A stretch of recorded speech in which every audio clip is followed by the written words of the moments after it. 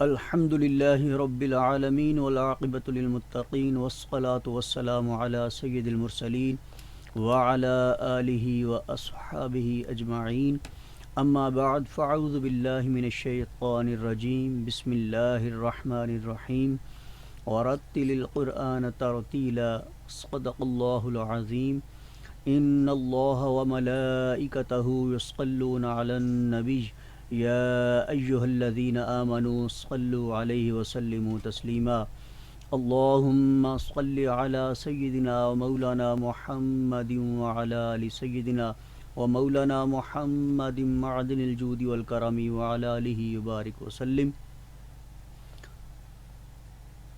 Programme online Quran learning classes میں آپ کا میزبان قاری محمد طاہر عباس حاضر خدمت ہے. السلام علیکم ورحمۃ اللہ.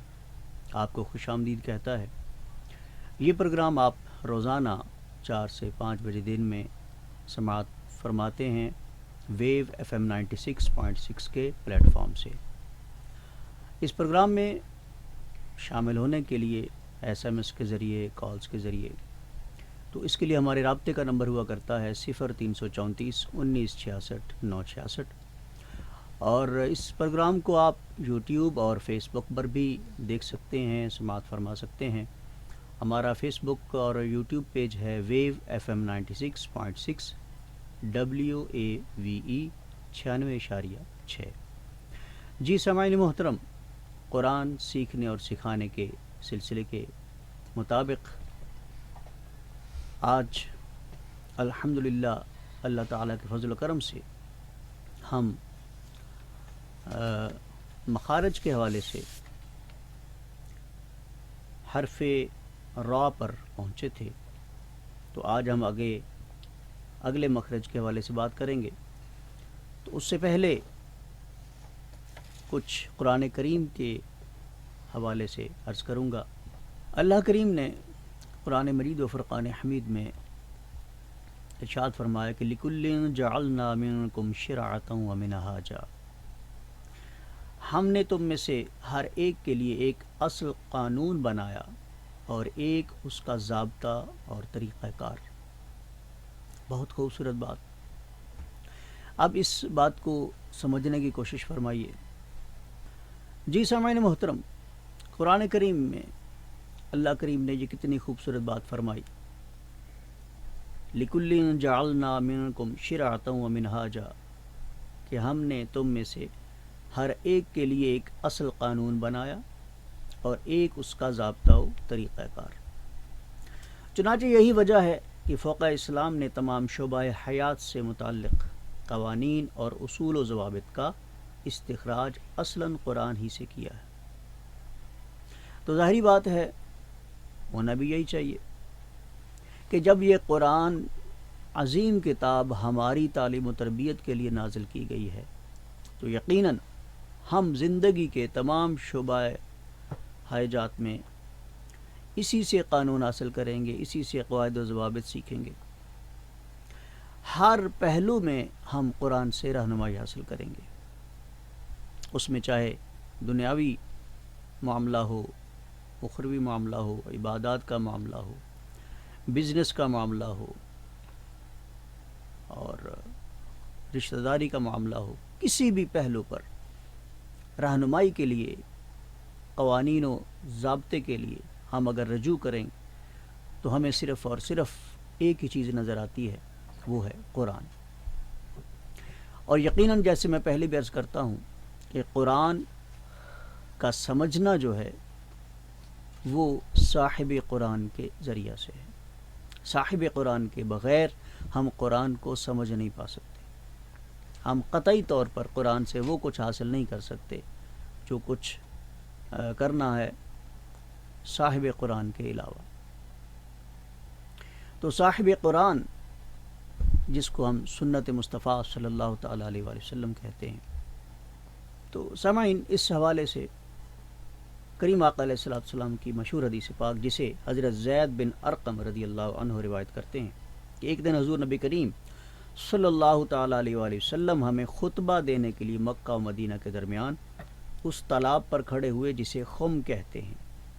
آپ صلی اللہ تعالیٰ علیہ وآلہ وسلم نے اللہ تعالیٰ کی حمد و ثنا کے بعد فرمایا میں تم میں دو عظیم چیزیں چھوڑ کر جا رہا. ان میں سے پہلی اللہ تعالیٰ کی کتاب ہے جس میں ہدایت و نور ہے. اللہ تعالیٰ کی کتاب پر عمل کرو اور اسے مضبوطی سے تھام لو. پھر آقا علیہ الصلوۃ والسلام نے کتاب اللہ کے احکامات پر عمل کرنے پر ابھارا اور اس کی طرف ترغیب دلائی، اور پھر فرمایا کہ دوسری چیز میرے اہل بیت اطہار ہے. میں تمہیں اپنے اہل بیت کے متعلق اللہ سے ڈراتا ہوں، میں تمہیں اپنے اہل بیت کے متعلق اللہ سے ڈراتا ہوں، میں تمہیں اپنے اہل بیت کے متعلق اللہ سے ڈراتا ہوں. یہ 3 مرتبہ ارشاد فرمایا. تو یقیناً بات وہیں آ جاتی ہے کہ کریم آقا علیہ الصلوۃ والسلام کی ذات اقدس ہو یا آپ کی اہل بیت اطہار ہو، ہمیں دین، شریعت، اسلام، قرآن، یہاں تک کہ رحمان کا پتہ انہی کی بارگاہوں سے ملتا ہے. حضرت سیدنا ابو بکر صدیق رضی اللہ تعالیٰ عنہ بھی اکثر کہا کرتے کہ ہم اگر رحمان کو جانتے ہیں تو آقا علیہ الصلوۃ والسلام کے توسل سے، تصدق سے. ہم کہاں جانتے تھے کہ اللہ ایک ہے، اللہ کون ہے، رحمان کسے کہتے ہیں. تو کریم آقا علیہ الصلوۃ والسلام نے بتایا، ہمیں آگاہ کیا کہ اللہ وحدہ لا شریک ایک ہی ہے، اسے رحمان کہتے ہیں. تو ہم نے رحمان کہنا شروع کر دیا، ہم نے اللہ اللہ پکارنا شروع کر دیا. تو پتہ چلا کہ خلفائے راشدین ہوں یا صحابہ کرام رضوان اللہ علیہ مجمعین کی کثیر تعداد، تو سب لوگ اسی چیز پر متفق ہیں کہ رب رحمان کا پتہ ہمیں آقا مصطفیٰ صلی اللہ تعالیٰ علیہ وسلم سے ملا. وہ کیا شاعر خوب کہتا ہے کہ قرآن ملا ان کے صدقے، رحمان ملا ان کے صدقے، ایمان ملا ان کے صدقے، وہ کیا ہے جو ہم نے پایا نہیں. تو یقیناً سب کچھ ہم پا سکتے ہیں قرآن سے یا صاحب قرآن سے. تو یہاں پہ آقا علیہ الصلوۃ والسلام نے جو 2 چیزوں کا ذکر فرمایا وہ کیا؟ کتاب اللہ اور اہل بیت اطہار. تو کتاب اللہ میں آپ جب اس کی تلاوت کرتے ہیں تو اس میں سے احکام الہی کا پتہ چلتا ہے کہ اللہ کریم نے ہمیں کیا کیا احکام جو ہے وہ ہمارے لیے نازل فرمائے ہیں، کون سا کام کیسے کرنا ہے، کہاں کس چیز کا لحاظ رکھنا ہے. تو پھر ان احکامات پر عمل پیرا ہونے کے لیے ہمیں آقا علیہ الصلوۃ والسلام نے اہل بیت اطہار کی طرف متوجہ فرمایا کہ اہل بیت اطہار جو ہیں ان سے جو ہے وہ تم دین سیکھیں گے، ان سے اسلام سیکھیں گے، شریعت سیکھیں گے. اللہ کریم نے اپنے کریم محبوب صلی اللہ علیہ وسلم کی زبان اقدس سے کہلوایا کہ اے محبوب فرما دیجئے کہ میں تم سے کسی قسم کے اجر کا، کسی قسم کے صلے کا سوال نہیں کرتا، بس اتنا کہتا ہوں کہ میرے قریبیوں سے مودت کرنا. کیا بلا؟ مودت کرنا. ایک محبت ہوتی ہے، ایک مودت ہوتی ہے. تو مودت وہ کہ جس سے مودت ہو اس کے بغیر تمہارا گزارا ناممکن نہ ہو، قطعی طور پر ممکن نہ ہو کہ ہر پہلو پہ آپ اس کو فالو کریں، اس کی تابعداری کریں، اس کی اطاعت کریں، اس کے پیچھے چلیں. تو مودت یہ ہے، یعنی کہ تمہارا اس چیز کے بغیر قطعی طور پر گزارا نہ ہو. تو یہ بات بالکل سامنے آ جاتی ہے کہ اہل بیت اطہار رضوان اللہ علیہ مجمعین جو ہیں ان کی ذوات مقدسہ سے محبت بھی، مودت بھی ضروری ہے. تو اس وجہ سے کہ ہمیں ان کے توسل سے قرآن سمجھ میں آئے، اسلام سمجھ میں آئے، شریعت سمجھ میں آئے، دین سمجھ میں آئے. سامعین محترم، قرآن اللہ کی کتاب جو کہ ہماری طرف نازل ہوئی اور جبریل امین علیہ السلام کے توسل سے کریم آقا علیہ الصلوۃ والسلام تک پہنچی. تو اس کے حوالے سے حدیث پاک میں امام مسلم، دارمی اور احمد نے روایت کیا ہے کہ اللہ تعالیٰ کی کتاب ہے جس میں ہدایت اور نور ہے. جس نے اس کتاب کو مضبوطی سے تھام لیا اور اس کے احکامات پر عمل کیا وہ ہدایت یافتہ ہو گیا، اور جس نے اسے چھوڑ دیا وہ گمراہ ہو گیا. تو کتنی بڑی بات واضح طور پر فرما دی کہ جو شخص قرآن کو تھام لے گا وَاعْتَصِمُوا بِحَبْلِ اللَّهِ جَمِيعًا کے تحت، یعنی اس اللہ کی رسی کو جو مضبوطی سے تھام لے گا، تو تھامنے سے مراد یہی ہے کہ ہم اپنی زندگی کے ہر پہلو میں قرآن کو اپنائیں، ہر بات میں قرآن کو اپنائیں، کیونکہ اسی میں ہماری بہتری ہے، اسی میں ہماری کامیابی ہے، اس دنیا کی زندگی کی بھی اور آخرت کی زندگی کی بھی. ایک اور روایت میں کریم آقا علیہ السلام نے فرمایا کہ سنو، میں تم میں دو عظیم چیزیں چھوڑ کر جا رہا ہوں. ایک اللہ کی کتاب ہے جو اللہ کی رسی ہے، جو اس کی اتباع کرے گا وہ ہدایت یافتہ ہو جائے گا. تو ہدایت یافتہ سے مراد بھی وہی ہے کہ وہ کامیاب ہو جائے گا، اس دنیا میں بھی کامیاب ہو جائے گا، آخرت میں بھی کامیاب ہو جائے گا. اور فرمایا جو اس کو ترک کر دے گا، چھوڑ دے گا، وہ گمراہی پر ہوگا. تو پتہ چلا کہ دنیا کے جتنے بھی علوم حاصل کر لیں قرآن کے مقابلے میں کچھ بھی نہیں ہے. یعنی اگر آپ لوگ اپنی زندگی کو بہتر بنانے کے لیے کسی دنیا کے فلاسفر کو اپناتے ہیں، اس کو فالو کرتے ہیں، کسی دنیا کے دانشور کو اس کے اقوال کو فالو کرتے ہیں، تو ایک مرتبہ حضرت سیدنا عمر فاروق رضی اللہ تعالیٰ عنہ تراث شریف کا مطالعہ فرما رہے تھے. تو کریم آقا علیہ السلام غضبناک ہوئے، تو فرمایا اگر موسیٰ بھی یہاں ہوتے تو وہ میری پیروی کرتے. تو پتہ چلا کہ تورات بھی اللہ کی کتاب ضرور ہے، انجیل اللہ کی کتاب ضرور ہے، زبور اللہ کی کتاب ضرور ہے، مگر اس وقت دور حاضر میں صرف قرآن کا چرچا ہے، قرآن کا جو ہے وہ راج ہے، قرآن اور صاحب قرآن. بس قیامت تک اب قرآن اور صاحب قرآن کا ہی جو ہے وہ سلسلہ چلے گا. ہم ان کے مقابلے میں نہ کسی دانشور کو ترجیح دے سکتے ہیں، نہ کسی فلاسفر کو دے سکتے ہیں، نہ کسی سائنسدان کو دے سکتے ہیں. یعنی قرآن اور صاحب قرآن سے بہتر ہم کسی کو نہیں سمجھ سکتے، چاہے جتنا بھی کوئی دانشمند مل جائے، جتنا بھی کوئی پڑھا لکھا مل جائے، جتنا کوئی بڑا سے بڑا جو ہے وہ ذہین و فطین ہمیں مل جائے اور زندگی کے اصول و ضوابط بتائے، مگر قرآن اور صاحب قرآن سے بہتر زندگی کے اصول و ضوابط کوئی نہیں بتا سکتا. جیسے عام طور پر ڈیل کارنیگی ایک رائٹر ہے، انگریز رائٹر ہے، تو اس کی زندگی کے اصول اور ضوابط پر بہت ساری کتب اس کی تصنیف شدہ ہیں، مگر ایک ڈیل کارنیگی نہیں بلکہ کئی ایسے مصنفین ہیں جنہوں نے زندگی کی کامیابی پر جو وہ مختلف کتابیں تصنیف کی ہیں، مگر ان کے مقابلے میں قرآن اور صاحب قرآن ہے. اس کو فالو کرنا ہم نے، چاہے کہ جتنا بھی کوئی رائٹر جتنا بھی کوئی لکھ سکتا ہے، مگر قرآن اور صاحب قرآن کے مقابلے میں کچھ نہیں ہے. ہماری آج اس دور حاضر میں جو ہر میدان میں ناکامی کا سبب ہے، پریشانیوں کا سبب ہے، وہ یہی ہے. ہم ہر طرف سے کیوں مار کھا رہے ہیں؟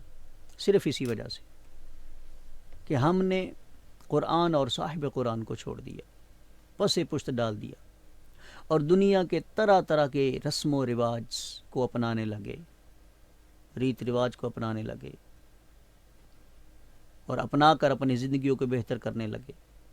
یعنی ہم نے بیسک ڈائریکشن ہی غلط کر دی. ہم اوریجن سے، فطرت سے جو ہے وہ دور چلے گئے. ہمیں ہماری فطرت یا قرآن بتا سکتا ہے یا صاحب قرآن بتا سکتا ہے. تو فطرت کے حوالے سے ہمیں صرف اور صرف قرآن اور صاحب قرآن سے ہی پتہ چل سکتا ہے. اس سے بڑھ کر کوئی اور ہمیں فطرت کا پتہ نہیں دے سکتا. تو یقیناً فطرت انسانی ہی اصل میں انسان کی اوریجن ہے، اس کی اصل ہے. تو جو شخص بھی اصل سے ہٹ جاتا ہے اپنے اوریجن سے منہ موڑ لیتا ہے، دور چلا جاتا ہے، تو یقیناً وہ خرابی میں چلا جاتا ہے، خسارے میں چلا جاتا ہے۔ والعصر ان الانسان لفی خسر، تو خسارہ یقیناً اسی بات میں ہوگا کہ جب قرآن اور صاحب قرآن کو چھوڑ دیں گے۔ تو حاضرین گرامی قدر، یہ programme online Quran learning classes آپ سماعت فرما رہے ہیں ویو FM 96.6 کے پلیٹ فارم سے۔ تو یہ باتیں میں ضروری سمجھتا ہوں کہ جس قرآن کی تلاوت کا کرنا سیکھنا ہے، اس قرآن کی اہمیت پہلے ہے۔ ظاہری بات ہے کہ جو کوئی بھی ہم کام کرتے ہیں تو اس کی افادیت کو ہم پہلے مد نظر رکھتے ہیں، اس کے نفع کو پہلے مد نظر رکھتے ہیں کہ ہم فلاں کام کرنے لگے ہیں تو اس میں کتنا نفع ہے، کتنا فائدہ ہے اور کتنا نقصان اور گھاٹا ہے۔ تو ہر کام کے دو ہی پہلو ہوتے ہیں، نفع یا نقصان۔ تو تلاوت قرآن کریم ایک عظیم عمل ہے، عظیم کام ہے۔ تو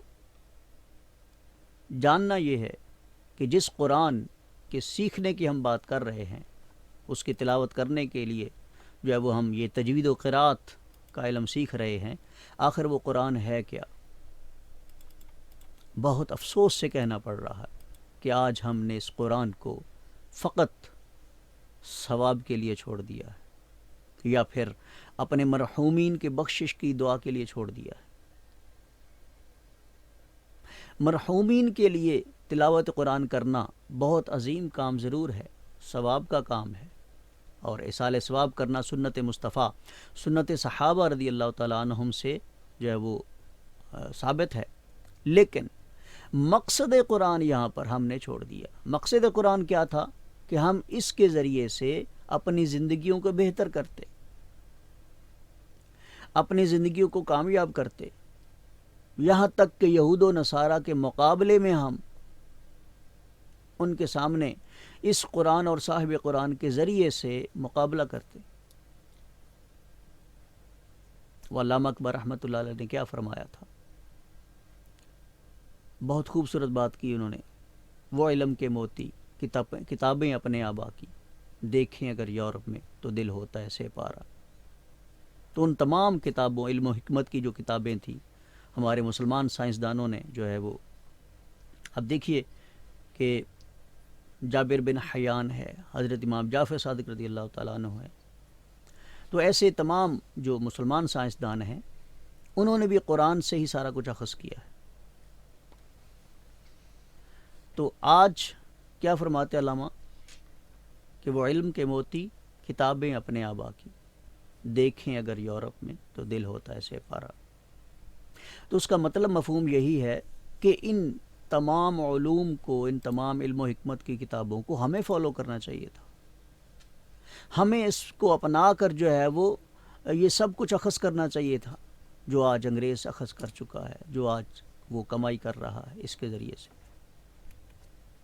یہ ہمارا مال تھا، یہ ہماری دولت تھی، ہمارا سرمایہ تھا مومن مسلمان کا۔ تو وہ کتابیں کیا تھیں علم و حکمت کی؟ وہ سارے کا سارا مثلاً کہ قرآن سے ہی تھا، سنت مصطفیٰ سے تھا، طب نبوی سے تھا۔ میڈیکل سائنس جو ہے یہ بیسک طب نبوی ہے۔ تو اب دیکھیے جیسے کرونا کی وبا ہے، تو جب یہ چائنا میں اس کا جب آغاز ہوا تو چائنا میں ہی ایک ڈاکٹر تھا، تو اس نے یہ کہا تھا کہ اس کرونا کی وبا کا مقابلہ جو ہے آپ وضو سے کریں۔ کس سے کریں؟ وضو سے کریں، اس کا اور کوئی حل نہیں ہے، کوئی ویکسین نہیں اس وقت۔ اس نے کہا کہ بار بار وضو کریں۔ اب ہمارے ہاں تو یہاں پہ صرف ہاتھ دھونے کی بات ہو رہی ہے کہ صرف بار بار ہاتھ دھوئیں، نہیں، اس ڈاکٹر کا کہنا تھا کہ مکمل وضو کریں۔ کیا مطلب؟ کہ وضو سے اس سے چھٹکارا بھی حاصل ہو سکتا ہے اور اس سے نجات بھی مل سکتی ہے۔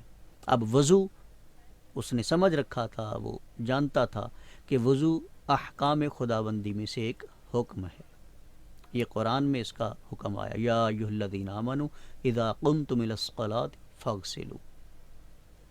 تو جب وضو کا حکم یعنی کہ اس نے سمجھا کہ یہ قرآن کا حکم ہے، تو پتہ چلا کہ وہ قرآن جانتا تھا یا تھوڑا جانتا تھا، زیادہ جانتا تھا، مگر اس چیز کو اس نے ایک نتیجہ خیز جب وہ دیکھا کہ اس وبا سے بچاؤ جو ہے ممکن وضو میں ہے۔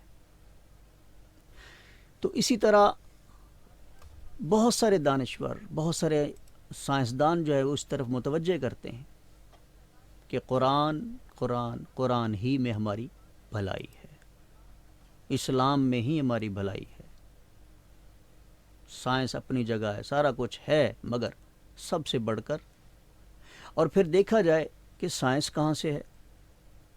سائنس قرآن کا ہی دوسرا پہلو ہے، دوسرا رخ ہے۔ والسماء ذات البروج، یہ جو سیاروں کی ہم بات کرتے ہیں تو یہ قرآن سے ہے۔ انسان کے لیے جو بات آئی ہے سورہ مؤمنون کے آغاز میں، 18ویں پارے کے آغاز میں، کہ خلقنا النطفۃ من علقۃ، یعنی انسان کا جو ایک قطرہ سے آغاز ہے اور پھر اس کا بننا ہے، اس کے سارے بتدریج جو اگلے مراحل ہیں انسان کے جسم کے بناوٹ کے، وہ بھی ہمیں قرآن سے ملتے ہیں۔ تو مطلقاً کہنا یہ ہے کہ ہمیں سب کچھ قرآن سے ملے گا، سب کچھ، فزکس، کیمسٹری، بایولوجی، سائیکالوجی، ہر علم قرآن سے ہے۔ اگر سائنس کو بھی آپ پڑھیں تو قرآن کے رنگ سے پڑھیں، تو انشاءاللہ العزیز آپ کہیں سے بھی مار نہیں کھائیں گے۔ اگر قرآن سے مخ موڑ کر، قرآن سے رخ پھیر کر اگر آپ دوسرے فلاسفر کو فالو کریں گے، دنیا کے مصنفین کو فالو کریں گے، تو پھر ہرگز کامیاب نہیں ہوں گے۔ اور یہ تمہارا یہ عمل یہ ثابت کرے گا کہ تم نے قرآن کو کچھ سمجھا نہیں ہے، اور ان دانشوروں اور فلاسفر کو تم نے بہتر سمجھا۔ تو یہ تمہاری غلطی ہے، اور غلطی کس وجہ سے ہے کہ تم نے قرآن کو سمجھنے کی کوشش نہیں کی۔ تو جہالت اور لا علمی جو ہے اس میں فرق ہے۔ جہالت اسے کہتے ہیں کہ ایک چیز سامنے ہے، مثلا دن ہے، تو اس پر ضد کر لینا کہ نہیں رات ہے، جیسی عام کہاوت ہے کہ کوا سفید ہے۔ اب یہ جس طرح حضرت سیدنا محمد مصطفیٰ صلی اللہ تعالیٰ علیہ وسلم کے ذات مقدسہ کے بارے میں ابو جہل جانتا تھا کہ یہ اللہ کے سچے نبی ہیں، اللہ کے سچے رسول ہیں، اور ان کی ذات مقدسہ بے عیب ہے، اور یہ جو کچھ بھی دین یہ جو لائے ہیں بالکل سچا دین ہے، سب کچھ جانتا تھا، کیونکہ وہ پہلے ابو الحکم تھا۔ تو سب کچھ دیکھنے کے باوجود، سمجھنے کے باوجود، بس وہ ایک ہٹ درمی پر تھا، اور ہٹ درمی کی وجہ سے وہ جہالت سے کام لے رہا تھا اور اس سے انکار کر رہا تھا، آپ کے نبوت سے کی سچائی سے جب وہ انکار کر رہا تھا، آپ کے سچے دین سے انکار کر رہا تھا، آپ کے رسول ہونے پر انکار کر رہا تھا۔ اب اس کا یہ انکار جو تھا وہ لا علمی نہیں تھا، بلکہ جہالت پر مبنی تھا، ہٹ درمی پر مبنی تھا۔ تو آج ہم قرآن کو سمجھتے تو ہیں کہ یہ اللہ کا کلام ہے اور ہمارے لیے ہی یہ نازل ہوا ہے، ہم یہ بات فالو تو کرتے ہیں، بخوبی جانتے ہیں کہ ساری کامیابی اسی میں ہے، سارا کچھ اسی سے جو وہ ماخوذ ہے، اسی سے ملتا ہے، مگر ہم جہالت سے کام لیتے ہوئے قرآن کو کھولنا بھی پسند نہیں کرتے، تلاوت کرنا، سمجھنا، اس پر عمل کرنا تو دور کی بات۔ بہت افسوس سے کہنا پڑ رہا ہے کہ ہمارے گھروں میں، الماریوں میں، غلاف میں بند پڑے ہیں، کوئی کھولنے والا نہیں ہے، پڑھنے والا نہیں ہے، وقت ہی نہیں ہے۔ بقیہ تمام علوم کے لیے وقت بھی ہے، فرصت بھی ہے، مہلت بھی ہے، مگر جس سارے علوم اخذ ہوئے ہیں، جس قرآن سے سارے علوم جن پر تم دن رات اپنا آپ کھپاتے ہو، محنت کرتے ہو، خرچ کرتے ہو، تگ و دو کرتے ہو، اپنا خون پسینہ ایک کر کے تم تمام علوم سیکھتے ہو، تو جانتے ہوئے کہ یہ تمام علوم قرآن سے ہی ماخوذ ہیں، تو پھر اس قرآن کے لیے وقت نہیں ہے، اس کے سیکھنے کے لیے وقت نہیں ہے، اس کے سیکھنے کی تھوڑی سی مہلت نہیں ہے آپ کے پاس. کتنے دکھ کی بات ہے کہ جس قرآن سے تم نے یہاں بھی کامیاب ہونا ہے اور آخرت میں بھی کامیاب ہونا ہے. تو سامعین محترم، یہ programme online Quran learning classes آپ سماعت فرما رہے ہیں ویو FM 96.6 کے پلیٹ فارم سے، اور ہمارے رابطے کا نمبر ہوا کرتا ہے 0334 1966 966. اور میرے ساتھ جو شریک کلاس ہوتے ہیں اکثر وہ محمد احمد السدیس ہے، اور آج ایک نیا بچہ شامل ہوا محمد ابو بکر اور محمد نعمان. یہ بچے میرے ساتھ اس پروگرام میں شریک رہتے ہیں، اور سامعین آپ بھی اسی پروگرام کا حصہ ہیں، تو آپ بھی شریک رہتے ہیں. اور تو میں تمام محترم بزرگوں، بہن بھائیوں، بیٹوں بیٹیوں کو اس قرآن کریم کے سیکھنے کی پروگرام میں متوجہ کر رہا کہ خدا را اس قرآن کے سیکھنے میں قطعی طور پر بھی سستی اور کاہلی کا مظاہرہ نہ کریں. آج کا یہ کچھ سیکھنا جو ہے وہ آپ کو عمر بھر بڑی بڑی غلطیوں اور گناہوں سے بچا سکتا ہے. آج کی تھوڑی سی محنت، تھوڑی سی توجہ، تھوڑا سا دھیان جو ہے وہ آپ کو عمر بھر کی گناہوں، غلطیوں اور جو ہے وہ رسوائیوں سے بچا سکتا ہے، اللہ کی ناراضگی سے بچا سکتا ہے، اللہ کے رسول کی ناراضگی سے بچا سکتا ہے. بس تھوڑی سی ترجیح دے لیں، تھوڑا سا دھیان دینے کی ضرورت ہے. تو اب دیکھیے، قرآن کے علوم کے بیان کے اعتبار سے بھی جامع اور مانع ہے. میں جو عرض کر رہا ہوں، دنیا کا کوئی مفید علم ایسا نہیں جس کا سر چشمہ قرآن نہ ہو. قاضی ابو بکر بن عربی رحمۃ اللہ علیہ اپنی کتاب قانون التاویل میں ابتدائی طور پر قرآنی علوم کی تعداد 77,450 بیان کرتے ہیں. کتنے بلا؟ 77,450. یہی تعداد قرآن مجید کے کل کلمات کی بھی ہے. تو اس سے یہ حقیقت واضح ہو جاتی ہے، مترشح ہو جاتی ہے کہ قرآن حکیم میں الحمد سے لے کر والناس تک استعمال ہونے والا ہر کلمہ یقیناً کسی نہ کسی مستقل علم اور فن کی بنیاد ہے. یہ بات واضح ہو گئی. گویا ہر قرآنی حرف سے کوئی نہ کوئی علم اور فن جنم لے رہا ہے. یہاں سیدنا عبداللہ بن مسعود رضی اللہ تعالیٰ عنہ سے مروی یہ حدیث رسول صلی اللہ علیہ وسلم بھی پیش نظر رہے کہ قرآن کے ہر حرف کا ایک ظاہر ہے اور ایک باطن ہے، اور پھر ہر ظاہر و باطن کے لیے ایک حد آغاز ہے اور ایک حد اختتام ہے. تو اس لحاظ سے ہر قرآنی حرف کے 4 پہلو متعین ہوئے. تو چنانچہ قاضی ابو بکر بن عربی رحمۃ اللہ علیہ متذکرۃ الصدر تعداد کو جو پھر 4 سے ضرب دیتے ہوئے فرماتے ہیں کہ در حقیقت قرآن علوم کی تعداد کم از کم 3,09,800. تو یہ تو ایک بزرگ کی وسعت نظر ہے. تو سامعین آپ اندازہ فرمائیے کہ اللہ تعالیٰ نے کتنی عظیم کتاب ہمیں عطا فرمائی ہے.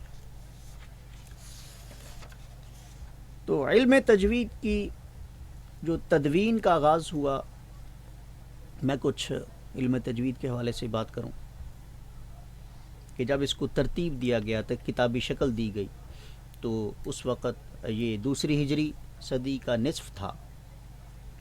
جس طرح حدیث و فقہ پر کام کیا گیا، اسی طرح قرآن مجید کے درست تلفظ و قرات کی طرف بھی توجہ کی گئی. یعنی تمام مسائل، احکام کو جس طرح کتابی صورت میں لکھا گیا، ترتیب دیا گیا، فقی مسائل کو ترتیب دیا گیا، ائمہ کرام نے ان کو ترتیب دیا، احادیث کی روایات اور فن حدیث پر کتابیں تصنیف ہوئیں، اسی طرح ائمہ تجوید نے تلفظ اور قرات کی طرف بھی توجہ دلائی اور ان پر بھی بہت ساری کتب تصنیف فرمائی. تو ائمہ حدیث و فقہ کی طرح تجوید و قرات کے ائمہ کرام بھی ایک طویل فہرست موجود ہے. تجوید و قرات کے موضوع پر ماہرین تجوید و قرات کی بے شمار کتب موجود کہ وہ تصنیف فرمائی ہیں۔ تو سامعین محترم، آج ہم حروف کے مخارج کی طرف، جو ہمارا سبق چل رہا ہے اس کی طرف چلتے ہیں۔ تو حرف را پر ہم پہنچے تھے، یعنی ہمارا مخرج کا جو باب ہے وہ لسان چل رہا ہے، اور آگے دانت اور داڑیں، جس طرح میں نے پہلے بھی عرض کی تھی کہ داڑھوں اور دانتوں کا بھی استعمال ہوتا ہے، مسوڑوں کا استعمال ہوتا ہے۔ تو 32 دانتوں کو ہم نے مختلف ناموں میں تقسیم کیا تھا۔ سامنے والے جو اوپر والے دانت ہیں وہ کیا کہلاتے ہیں؟ ثنایا، ماشاء اللہ۔ اور ان کے آس پاس جو دانت ہیں ان کو رباعیات کہتے ہیں، اور ان کے آس پاس جو 4 دانت تھے وہ انیاب کہلاتے ہیں، اور پھر دواحک کہلاتے ہیں، اور ان کے بعد اضراس۔ تو یہ مختلف اسماء گرامی ہیں دانتوں کے، داڑھوں کے، جو مخارج حروف میں استعمال ہوتے ہیں۔ تو ہم نے کل لام، نون اور را، ان تینوں حرفوں کے مخرج کے حوالے سے بات کی تھی۔ تو سامعین آپ کو بھی یاد ہوگا، اور بچوں آپ بھی توجہ کریں کہ لام، نون اور را، ان تینوں حرفوں کو ہم نے دیکھنا ہے کہ ان کا کون سا مخرج ہے، یہ کہاں سے ادا ہوتے ہیں۔ تو پہلا حرف لام، جس میں ثنایا، رباعی اور انیاب اور دواحک، یعنی سامنے والے 2 ثنایا اولیہ یعنی کہ تمام دانت، رباعی یعنی کہ دواحک سے لے کر ثنایا تک، یہ جتنے بھی دانت اور داڑھیں ہیں، ان کے مسوڑوں کی جانب جب بیک وقت یعنی کہ زبان جب وہ ملے گی، تو سامعین محترم حرف لام، اس کے بعد حرف نون، اور اس کے بعد حرف را، تو اس کے مخرج کے حوالے سے کل بات ہو چکی ہے، لہٰذا ہم آگے بڑھیں گے۔ حرف قا، حرف دال اور حرف تا۔ تو یہاں پہ 3 حروف ایک ہی مخرج میں آ رہے ہیں۔ پیچھے آپ نے دیکھا کہ ہر حرف کا الگ الگ مخرج تھا، حرف ضاد سے لے کر، اور حرف کاف کا بھی الگ مخرج تھا، حرف قاف، بڑا قاف جو ہے اس کا بھی الگ مخرج تھا، مگر شروع جو جہاں سے مخارج کا آغاز ہوتا ہے، جوف دہن، وہاں پہ 3 حروف تھے۔ پھر حروف حلقی میں 6 حروف تھے، اور حروف حلقی کو ہم نے کتنے حصوں میں تقسیم کیا تھا؟ 3، ادنا حلق، اقصی حلق اور وسط حلق۔ یہ حلق کے یعنی گلے کے 3 حصے تھے، اور ان کے پھر ہم نے 3 نام رکھے، ادنا حلق، وسط حلق اور اقصی حلق۔ تو اقصی حلق کسے کہتے ہیں؟ ہم پچھلے اسباق کو ذرا یاداشت کے طور پر دہراتے ہیں تاکہ یہ تازہ ہو جائیں۔ تو اقصی حلق سے مخارج حروف کا آغاز ہوتا ہے، ٹھیک ہے؟ تو اس میں ہم نے 2 حروف لیے تھے، حمزہ اور ہا۔ ان دونوں کی آواز یعنی اقصی حلق یعنی حلق کا وہ حصہ جو سینہ سے ملا ہوا ہے، اور ان دونوں حرفوں کی آواز یہاں سینے سے نکلتے ہوئے آپ محسوس کرتے ہیں، ٹھیک ہے؟ اور پھر ہم وسط حلق کی طرف جاتے ہیں اس ترتیب کے ساتھ، یعنی درمیان حلق، درمیان گلے سے، یہاں بھی 2 ہم نے حرف لیے تھے، کون سے؟ عین اور حا، عین اور حا۔ پھر ہم نے ادنا حلق کی بات کی، ادنا حلق میں کتنے حروف تھے؟ یہاں بھی 2 تھے، غین اور خا۔ اس کے بعد حرف قاف تھا، تو قاف کے مخرج کو ہم نے بیان کیا، زبان کی جڑ اور بالمقابل اس کے مقابل کا نرم تالو، جس کو ہم عام بولی میں قوا بھی کہتے ہیں۔ تو قاف کے اس مخرج کو ہم نے بیان کیا، اور پھر اس کے بعد ہم نے چھوٹا کاف یعنی کاف کتاب والا اس کو بیان کیا، یعنی قاف کے مخرج سے ذرا منہ نیچے، منہ کی جانب، زبان کی جڑ کے قریب، اور اس کے مقابل تالو یعنی سخت تالو، وہاں سے کون سا حرف ادا ہوتا ہے؟ کاف۔ پھر ہم آئے زبان کی طرف یعنی وسط لسان۔ کس طرف؟ وسط لسان، یعنی کہ زبان کا درمیان. لسان عربی میں زبان کو کہتے ہیں. تو زبان کا درمیان، یہاں سے ہم نے 3 حروف کو ادا کیا، جیم، شین، یا. ٹھیک ہے، یا وہ جس کے اوپر نیچے کوئی حرکت ہو. ٹھیک ہے، اور پھر ہم نے حرف ضاد کی بات کی. ٹھیک ہے، تو حرف ضاد کو ہم نے کہاں سے ادا کیا؟ زبان کا حافظ لسان، یعنی کہ زبان کا بغلی کنارہ. یہ زبان کا جو پہلا حصہ ہے، یعنی زبان کی جڑ کے بعد جو اگلا حصہ آتا ہے، اس کے دونوں طرف، دائیں طرف بھی اور بائیں طرف بھی. ٹھیک ہے، اس بغلی کنارے کو جب آپ اوپر اٹھائیں گے تو اوپر والی جو ان کے مقابلے میں داڑھیں آ رہی ہیں، جن کو اضراس کہتے ہیں، یعنی کہ ہم نے دانتوں کے ناموں میں داڑھیں جب ان کا ذکر کیا تھا، تو آخری داڑھوں کا ہم نے جب ذکر کیا تو ان کا نام اضراس رکھا. ٹھیک ہے، یہ مجودین نے نام رکھے ہوئے ہیں اور قراء کرام نے. تو اضراس علیہ یعنی کہ اوپر والی داڑھیں جن کو ہم اضراس علیہ کہتے ہیں. ٹھیک ہے، اوپر والی داڑھوں سے زبان کے جب بغلی کنارے ٹچ ہوں گے تو حرف ضاد ادا ہوتا ہے. تو میں نے یہ بھی عرض کی تھی کہ حرف ضاد جو ہے اس کا ایک اپنا ذاتی مخرج ہے. ٹھیک ہے، نہ تو یہ کسی حرف کا متحد المخرج ہے، یعنی کسی اور حرف سے اس کا مخرج نہیں ملتا، نہ آواز ملتی ہے. ٹھیک ہے، عام طور پر جو کنسیپٹ پائے جاتے ہیں، نظریات پائے جاتے ہیں، یعنی غا کے حوالے سے یا دال کے حوالے سے، تو اس سے ہم اتفاق نہیں کریں گے. عرب قراء، جتنے بھی عرب قراء آپ سماعت فرما سکتے ہیں، تو سب نے حرف ضاد کو نہ تو ضا سے کے انداز میں پڑھا ہے، نہ دال کے انداز میں پڑھا ہے. ٹھیک ہے، یعنی نہ آپ اس کو داد کہہ سکتے ہیں، نہ ضاد کہہ سکتے ہیں. ٹھیک ہے، نہ ضاد کہہ سکتے ہیں، نہ داد کہہ سکتے ہیں. یہ دونوں جو ہے وہ اس کے مخرج سے ہٹ کر ہیں. لہٰذا اس کا ذاتی جو مخرج ہے وہ ایسا ہے کہ اس کے قریب المخرج بھی کوئی اور حرف نہیں ہے، قریب الصوت بھی اور کوئی حرف نہیں ہے. یہ اکیلا جو ہے وہ اپنا مخرج خود رکھتا ہے، اپنی آواز اپنی ذاتی خود رکھتا ہے. اس کی آواز کسی اور حرف سے نہ ملتی ہے. ٹھیک ہے، بقیہ حروف جو ہیں یعنی ہا یا ہا، ٹھیک ہے، ان کا بھی ہم جو ہے وہ اخلاط تب کریں گے جب ہم ان کے مخرج کا خیال نہیں رکھیں گے، ان کی اپنی آواز کا خیال نہیں رکھیں گے. تو پھر جو ہے قاف بھی کاف بنے گا، ہا بن جائے گی، عین حمزہ بن جائے گا.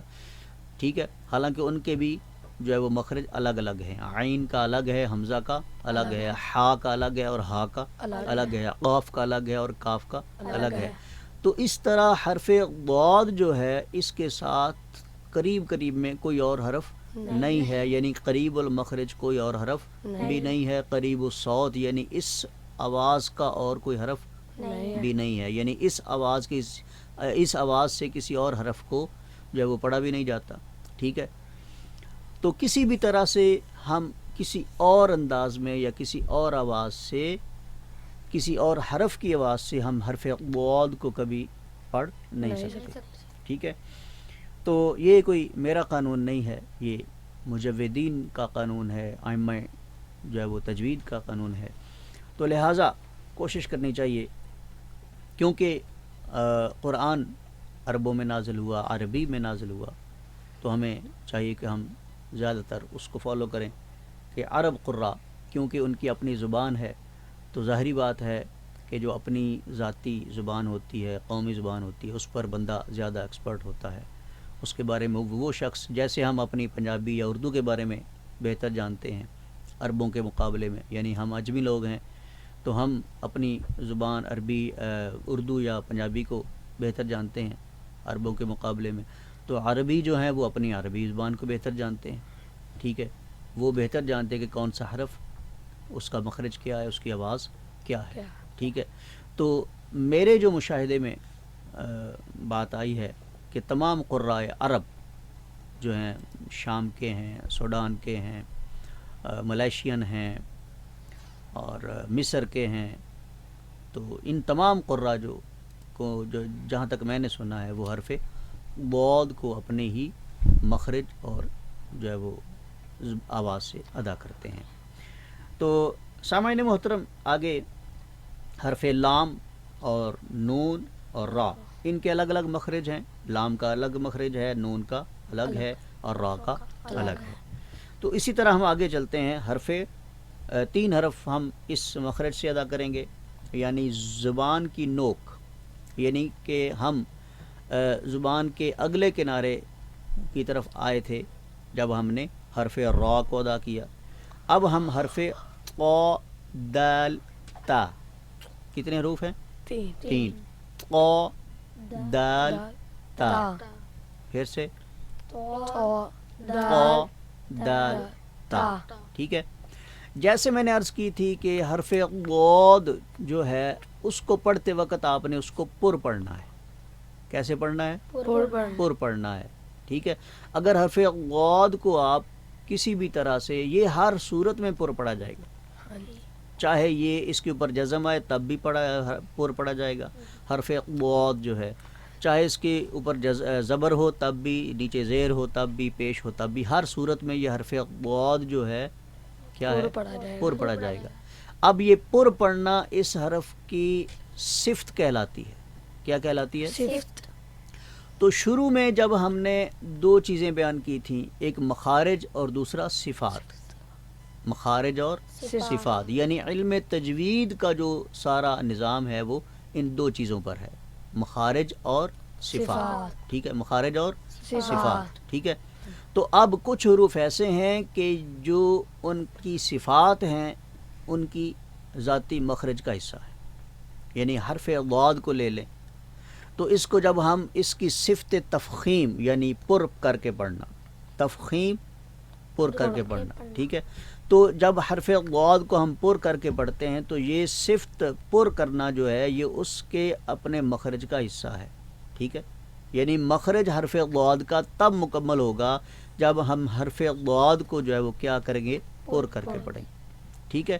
اسی طرح حرف قا کو، حرف قا، قا کو جب ہم پر کر کے پڑھتے ہیں تو یہ پھر حرف ادا ہوتا ہے.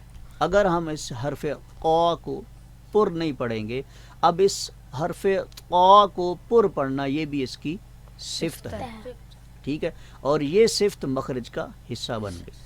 اگر ہم حرف قا کو بھی پر کر کے نہیں پڑھیں گے تو یہ حرف ادا ہی نہیں ہوگا، اس کی ادائیگی ممکن نہیں ہے. ٹھیک ہے. تو سامعین محترم، ایک ذات ہوتی ہے، ایک صفت ہوتی ہے. ٹھیک ہے. تو کچھ صفات ایسی ہوتی ہیں کہ جو ذات کے ساتھ خاص ہوتی ہیں، جو ذات کے ساتھ خاص ہوتی ہیں. جیسے اللہ تعالیٰ کا ذاتی نام ہے، اور رحمان نام تو صفاتی ہے مگر ذات کے ساتھ خاص ہے. رحمان جو ہے وہ ذات کے ساتھ کیا ہے؟ خاص ہے.